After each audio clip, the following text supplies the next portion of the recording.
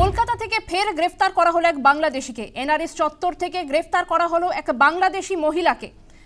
গ্রেফতার সন্দেহভাজন বাংলাদেশি মহিলা, বৈধ নথি তিনি দেখাতে পারেননি, তার জেরেই গ্রেফতার। কলকাতা থেকে ফের গ্রেফতার বাংলাদেশি। এনআরএস হাসপাতাল চত্বর থেকে গ্রেফতার করে পুলিশ। গ্রেফতার সন্দেহভাজন বাংলাদেশি মহিলা, বৈধ নথি দেখাতে না পারায় গ্রেফতার। ধৃত মহিলার নাম বেবি বিশ্বাস।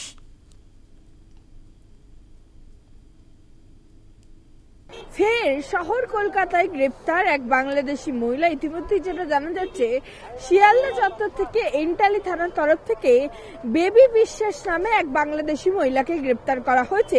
যেটা এন্টালি থানার পুলিশ সূত্রে জানা যাচ্ছে যে ওই মহিলাকে তারা এনআরএস এবং শিয়ালদার এই চত্বরে বেশ কিছুক্ষণ ঘোরাঘুরি করতে দেখে এবং যখনই তাদের সন্দেহজনক মনে হয় তখন প্রথমে এনআরএস এর আউটপোস্টে যে সমস্ত পুলিশ আধিকারিকরা সেই সময় দায়িত্বে ছিলেন তারা তাকে আটক করে নিয়ে গিয়ে আউটপোস্টে জিজ্ঞাসাবাদ করেন এবং জিজ্ঞাসাবাদের সময় বাংলাদেশ থেকে যে তিনি এখানে এসেছেন তার সমস্ত বৈধ কাগজপত্র তাকে চাওয়া হলে তিনি দেখাতে পারেননি এবং সে কারণেই তারপরে তাকে এন্টালি থানার তরফ থেকে গ্রেপ্তার করা হয়। ফরেনার্স অ্যাক্টে ইতিমধ্যেই তার বিরুদ্ধে মামলা রুজু করা হয়েছে এবং ইতিমধ্যেই পুলিশের তরফ থেকে তাকে জিজ্ঞাসাবাদ করা হয়েছে এবং যেটা জিজ্ঞাসাবাদে তিনি জানিয়েছেন যে গত কয়েকদিন আগেই তিনি শহর কলকাতায় বসিরহাট থেকে বাংলাদেশ থেকে এখানে এসেছিলেন এবং তারপরে এখান থেকে কাজের খোঁজে তিনি প্রথমে মুম্বাই যান এবং সেখানে কাজ না মেলায়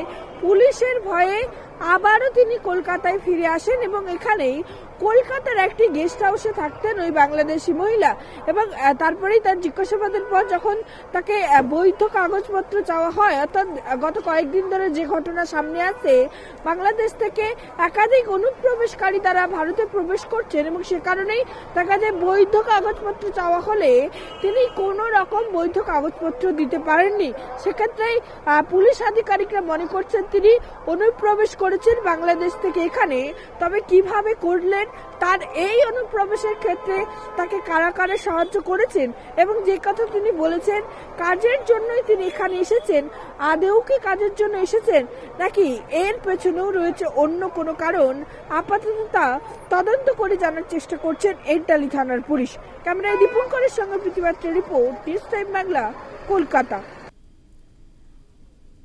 অপরদিকে কল্যাণী থেকেও গ্রেফতার দুই বাংলাদেশি। অনুকূল মোড় থেকে গ্রেফতার করল পুলিশ ধৃত সোহাগ মীর এবং প্রণয় জয়ধার। বিনা পাসপোর্টে ভারতে আসে দুজন, কাজের খোঁজে ভারতে এসেছিল বলে খবর। কলকাতার পর কল্যাণী থেকেও গ্রেফতার দুই বাংলাদেশি। অনুকূল মোড় থেকে গ্রেফতার করে পুলিশ। ধৃতদের নাম সোহাগ মীর এবং প্রণয় জয়ধার।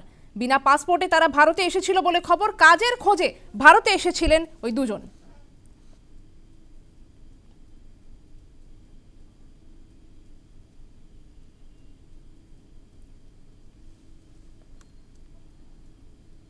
আগে তুলে নিয়েছে, আমাকে যখন শুনেছি পুলিশ খুঁজছে আমি তখন নিজেই থানায় এসেছি।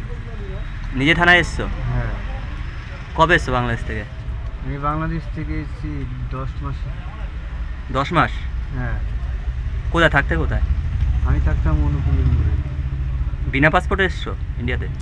হ্যাঁ, বিনা পাসপোর্টে এসেছি। হ্যাঁ হ্যাঁ, বিনা পাসপোর্টে এসেছিলাম। কোথা মানে কোন বর্ডার দিয়ে এসছো? ওরা ছিলাম স্বরূপনগর থেকে। স্বরূপনগর থেকে? কজন এসছিল? কজন? আমি একাই। হ্যাঁ, আমি একাই। নাম? সোহাগ।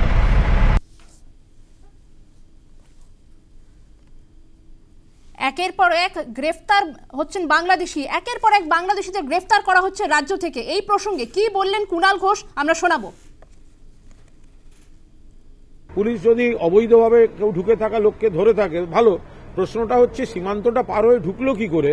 সীমান্তটায় তো বিএসএফ রয়েছে, কেন্দ্রের বিএসএফ রয়েছে, তো কলকাতায় আসার পর পুলিশ ধরছে, তো কলকাতা অব্দি এলো কি করে? তাহলে তো পুলিশের ক্ষেত্রে তো এটা ভালো কাজ, আর বিএসএফ এর ক্ষেত্রে আরো একটা ফেলিওর। যে ছবি আমরা তুলে ধরলাম, কলকাতা থেকে গ্রেফতার করা হয়েছিল এক সন্দেহভাজন বাংলাদেশি মহিলাকে, পাশাপাশি কল্যাণী থেকেও গ্রেফতার করা হয় দুই বাংলাদেশিকে।